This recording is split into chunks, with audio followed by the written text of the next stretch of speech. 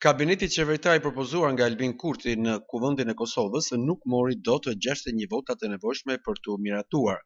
Forca e dytë e dalë nga zgjedhjet e 9 të shkurtit është PDK-ja e Memli Krasniqit, por ky i fundit në një prononcim për mediat tha se duhet të shkojmë në zgjedhje të parakohshme, duke konfirmuar se Bedri Hamza do të jetë kandidat për kryeministër. Rrethonat vetëm sa janë përkeqësuar në kuptimin ekonomik dhe jam shumë i bindur që zoti Hamza do duhet të ishte në krye kësaj qeverie dhe tash, përmeqense sa arritëm shpresoj që të jetë në krye një qeverie të ardhshme, do ta diskutojmë më herë pas balotazhit. Ministri në detyrë i Financave Hekuran Murati ka akuzuar deputetët e partive ish opozitare se me refuzimin për të votuar qeverinë e Kurti 3 kanë vendosur interesin partijak para interesit shtetëror.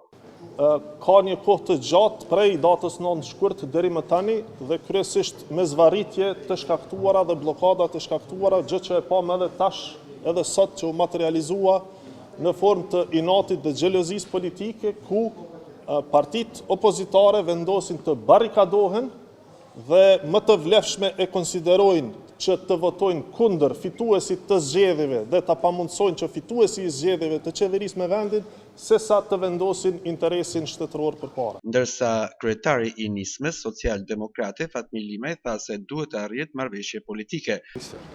Me pas votat pari, e dyta me ndërtu marrëveshje politike, legale, publike, me detyra, me përgjegjësi, me obligime të përbashkëta. Me kesat për Kosovën mos konstituimi i institucioneve. Kryeministri i detyrë i Kosovës Albin Kurti ndërkohë ka thënë se vazhdojmë si qeveri në detyrë drejt zgjedhjeve të reja parlamentare, duke nënkuptuar se në Kosovë do të mbahen zgjedhjet e parakohshme.